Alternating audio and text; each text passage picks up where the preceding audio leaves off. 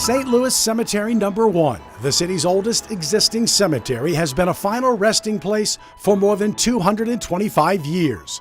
The family tombs represent architectural marvels that have withstood floods and storms. But a closer look from above reveals a great number of them with exposed, sometimes loose red bricks, which may look historic but reflect a tomb in desperate need of repair. And some visitors to the cemetery may like that old look, but it's not safe for the tomb. It's not good for the condition of the bricks or safe when they start falling off. Sherry Peppo, the executive director of New Orleans Catholic Cemeteries, says a new restoration program is underway to address the abandoned or forgotten tombs in St. Louis Cemeteries 1 and 2. This is the fourth tomb to get new life since the program began last year.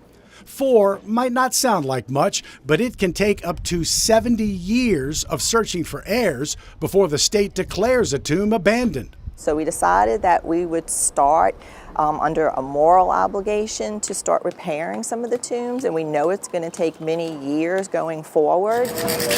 How they're restored has changed too. For the last 60 years, tombs were repaired with Portland cement plaster, a harder, faster drying product that produced faster projects. Coming out all right? Oh, yeah. But Joey Connor, the assistant director of operations for the cemeteries, says the Portland cement bonded so tightly to the older, softer fired bricks, a crack on the outside could be devastating on the inside. Not only was the plaster cracking, but it was also cracking the brick structure on the inside.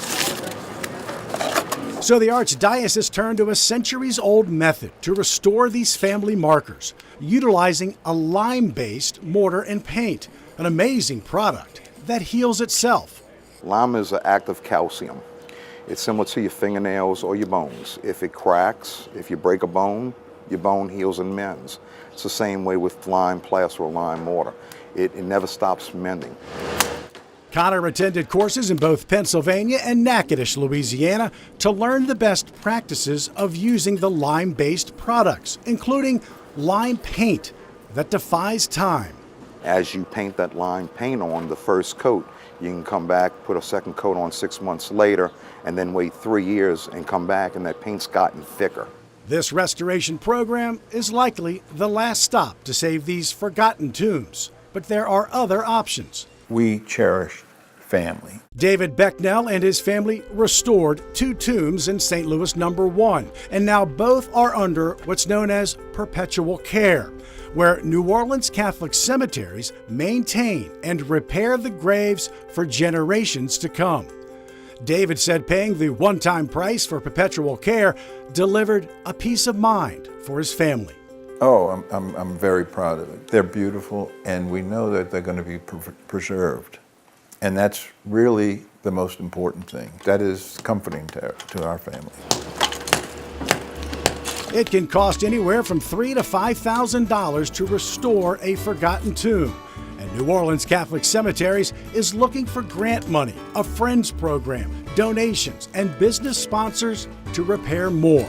It's very satisfying to see that just that little dent we're making right now, that maybe 20, 30, 50 years from now, is going to make a big impact. The restoration work on the 4th tomb is now nearly complete, with only selecting the right granite for the front remaining to finish. And thus, a piece of history will be preserved that time won't forget.